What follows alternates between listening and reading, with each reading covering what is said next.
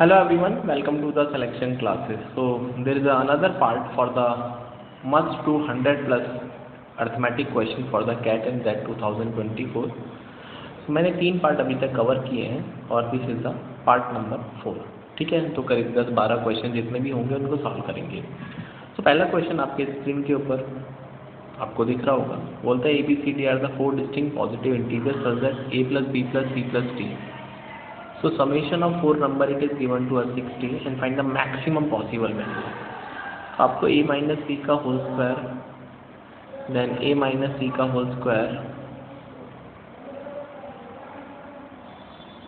A minus C का whole square, B minus C का whole square, B minus D का whole square और C minus D का whole square. इसकी आपको मैक्सिमम पॉसिबल वैल्यू निकालना, राइट, मैक्सिमम करना है. तो अगर हम मैक्सिमम की बात करते हैं तो आपके पास ये रूल है कि अगर आप 4 नंबर्स का सम 60 करते हैं, राइट, 60 भी है, और आपका जो स्क्वायर है वो मैक्सिमम करना है, मिनिमम करना है, तो कंडीशन ये है कि अगर आप इसको मैक्सिमम करना चाहते हैं, स्क्वायर जो आपके पास टर्म्स है सारी स्क्वायर टर्म्स है, तो मैक्सिमम के लिए ठीक है जो गैप होता है वो एज फार एज पॉसिबल, मतलब जितना ज़्यादा गैप होगा उतना वो मैक्सिमम हो सकता है स्क्वायर या क्यूब वगैरह. ठीक है, तो अगर हमको उसको मैक्सिमम करना है तो और डिस्टिंक्ट पॉजिटिव इंटीजर बोलता है तो सबसे मिनिमम वैल्यू A को 1 दे सकते हैं, B को 2, C को 3, बाकी जो D बचेगा, हाँ, D को आप कितना दे सकते हैं, दैट इज 54. तो I can allot these numbers so that मेरी कंडीशन फुलफिल हो रही है. अब मुझे इसका स्क्वायर का ऐड करना है. A माइनस बी का मतलब हो गया -1 का square plus A minus B हो गया दैट इज -2 का स्क्वायर, A माइनस डी हो गया 53 का स्क्वायर माइनस का, plus B minus C is actually -1 का square plus B minus D is -52 का square plus and last we have C minus D that is -51 का square. So this is 1 plus 4 plus 53 का square. तो 53 का square you should know multiply कर सकते हैं 2 बार या तो स्क्वायर, तो 3 3 या 9, 3 5 या 15, 2 या 30 and 2809. This is 2809 plus again 1 52 का स्क्वायर.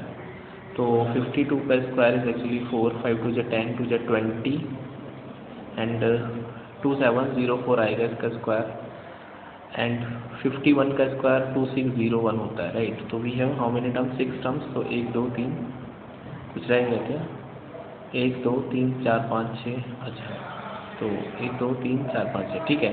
तो ये हो जाएगा 1 + 1 2 + 4 6 plus. Now we have to add these number. We have 2809, 2704 and 2601. ठीक है, तो 9 और 4 13 और 1 14 और 28 27 55 और 26 81. तो 8114 plus 6, so that would be 8120. So this is the maximum possible value of the given expression. So hopefully ये जो कंसेप्ट आपको समझ में आया होगा कि अगर आपके पास, अगर हमारे पास A plus B plus C for example any number है K और आपको मैक्सिमम मिनिमम करना है A square plus B square plus C square, तो मैक्सिमम करने के लिए गैप को आपको मैक्सिमम करना है, गैप बिटवीन द नंबर्स, और मिनिमम करने के लिए आपको numbers as close as possible करना है. तो ये थंब रूल है, ठीक है. इट इज़ ओनली मतलब true for cube also, but ABC जो है यहाँ पे पॉजिटिव नंबर्स के लिए बात कर रहे हैं, ठीक है, इंटीजर, राइट. आगे बढ़ते हैं. Next question we have. Next question is from the average chapter. The question goes like it. Question is saying the average rate of the 48 student in a class is decreased by 2 when 2 new students join the class. So whenever we have average question and removal and replacement is there, and some boys are coming or students are coming or left, so we have to number, we have to write number, then average, then sum. So sum is actually nothing but the product of average and the number. ठीक है, तो initially it is saying find the average weight of 50 students, right. तो average weight of 48 students, तो पहले 48 students है, we don't know the average, so their sum would be 48. Now when 2 new student join, तो number of students are 50. Average weight of the 2 student is 1/6 of the average weight of the class before they join, right. So it is saying that the average is also decreases by 2. So this is A minus 2. So this is going to be 58 minus 100. So from 48 to 50A minus 100, what we have done? Actually, we have two students have joined the class. So it is given the average weight of the two student. ठीक है, तो average wait अगर मैं दो student को S1 और S2 मान लेता हूँ, इनका जो एवरेज वेट है 1/6 of the average weight of the class before they join. तो बिफोर दे ज्वाइन पहले क्लास का average that was A/6, right? So I can say sum of the two new students is 2/6 of A or A/3. So अगर मैं यहाँ से सोचूंगा कि 48 पहले सम था 48A, अभी दो बच्चे आए हैं जिनका सम A/3 है, जिसकी वजह से 50A minus 100 हो जाएगा, राइट? तो यहाँ से 100 equals to 2A minus A/3, तो ये हो जाएगा 5A/3 इक्वल्स टू 100. तो यहाँ से A की वैल्यू आ जाएगी 60. तो initial average was 60, so we have to find the average of the 50 students. So if initial average was 60, so average is reduced by 2, so new average would be 60 minus 2, that is 58. So 58 is the right answer of this question. Moving to the next question. So it is saying Rani's present age is 40% less than that of Raju. ठीक है, तो अगर हम रानी 40% को देखते हैं, that is 2/5. तो we have Rani and another person is Raju. तो रानी की एज 40% कम है, इसका मतलब राजू अगर 5x है एज में, तो रानी वुड बी 2 लेसर, तो 3x. Now Raju age will be 14.28% more than Rani's age after 11 year. Okay, so if we are adding 11 to both, so Rani age would be 3x plus 11 and that of Raju will be 5x plus 11, 14.28%, right? So it is nothing but 1/7. तो इसका मतलब अगर हम राजू की as को देखेंगे after 11 year, रानी की as को देखेंगे, तो राजू की एज 1/7%, मतलब 14.28% इंक्रीज हो जाएगा, मतलब 7 और 8 का रेशियो रहेगा. So 8 will be the Raju because उसकी एज ज़्यादा है कंपेरिजन विद द रानी.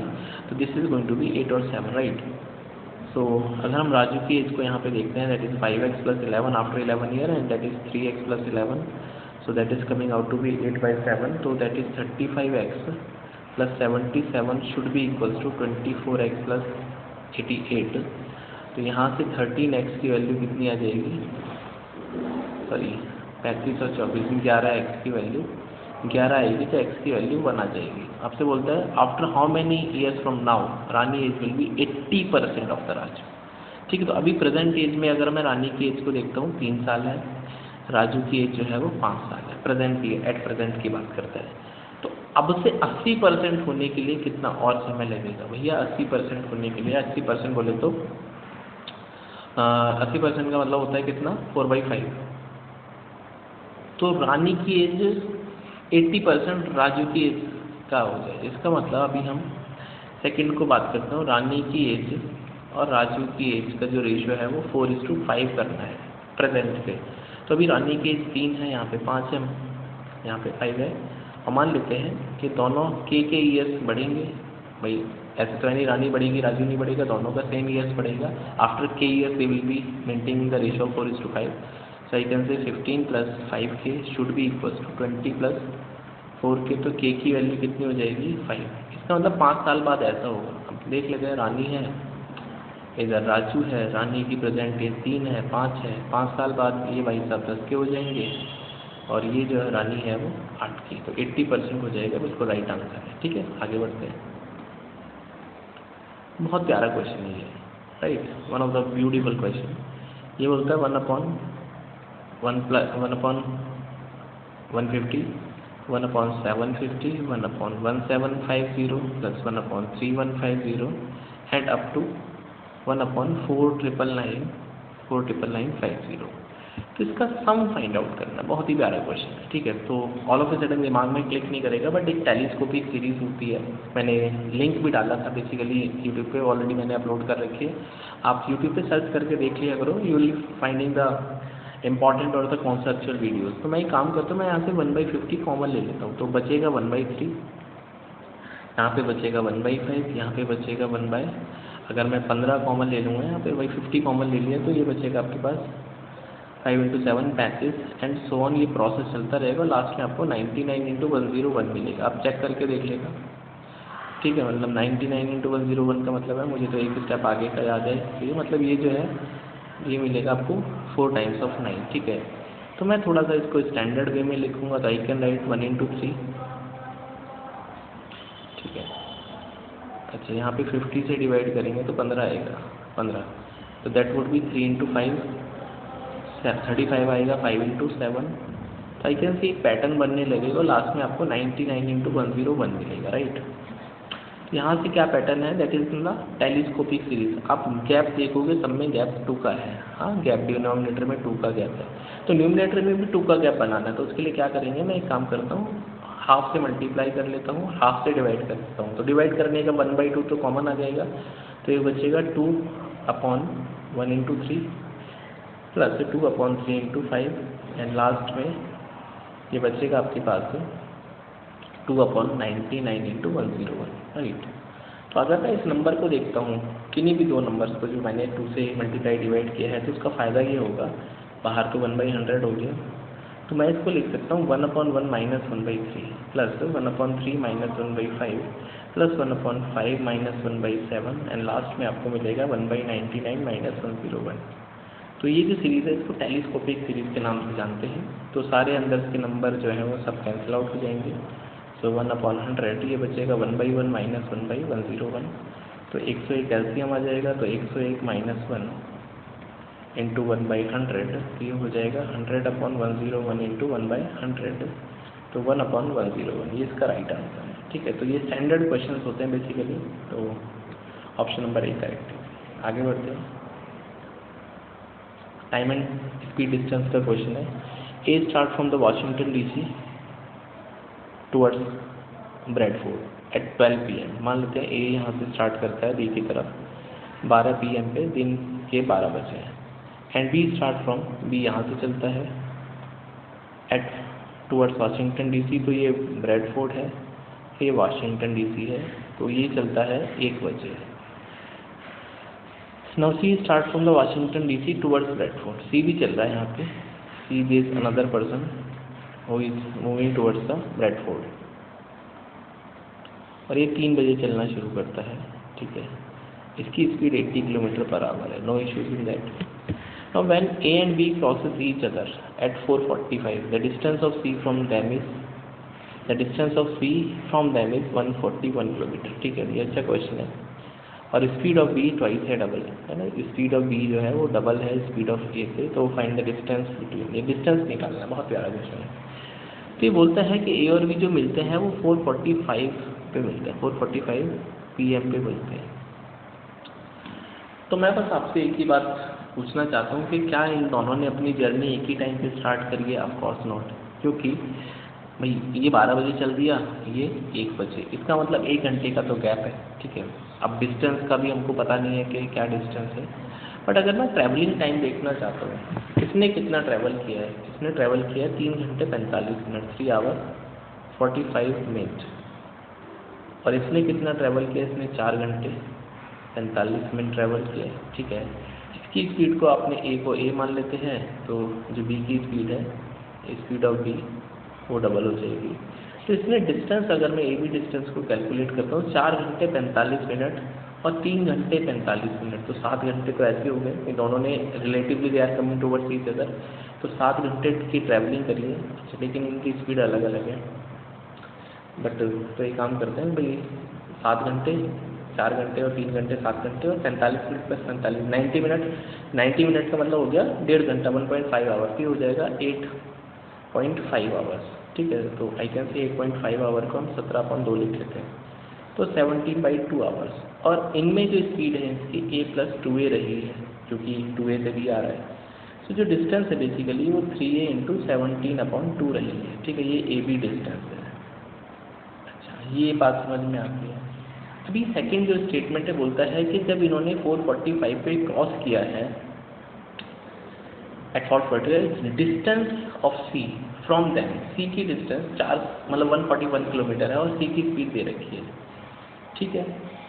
इसका मतलब कि अगर मैं इस बात को सोचना चाहता हूँ कि 3 बजे चलता है सी, और 4:45 पे जब तक ये मिले हैं, तो ये कुछ ना कुछ तो ट्रैवल करेगा। दो तरीके हैं, या तो सी मीटिंग पॉइंट से आगे निकल जाएगा या पीछे रहेगा, बट पहले केस से पीछे ही मान लेते हैं। हाँ, 141 किलोमीटर अवे है। आगे पहले पेज पे सॉल्व करते हैं, तो ये बोलता है कि सी जो है अगर मैं ए और बी को देखता हूँ, if I have A and B and they are meeting at 4:45 actually, and C is 141 kilometre.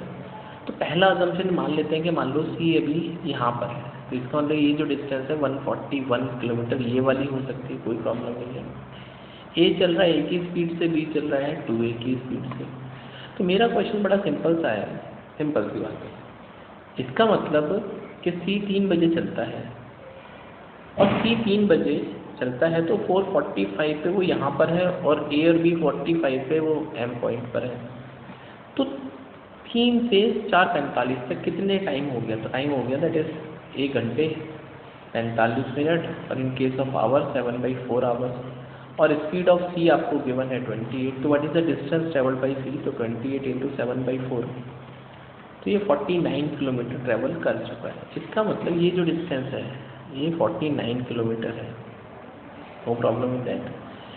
अगर ये 49 किलोमीटर है, इसका मतलब अगर ये 49 किलोमीटर है तो जो टोटल डिस्टेंस AM है वो कितनी है? तो जो AM डिस्टेंस है वो हम कैलकुलेट कर सकते हैं स्पीड और टाइम के हिसाब से, क्योंकि ये डिस्टेंस AM जो डिस्टेंस है वो A ने ट्रेवल करी है।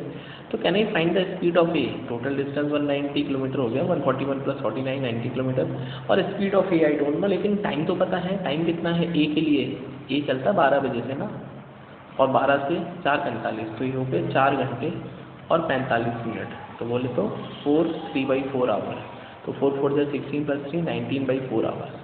तो 19/4 का मतलब 4 ऊपर चला जाएगा, तो A की स्पीड 40 kmph है। इसका मतलब B की स्पीड कितनी आ जाएगी? फिर 80 किलोमीटर पर आवर आ जाएगी। इसे क्लियर?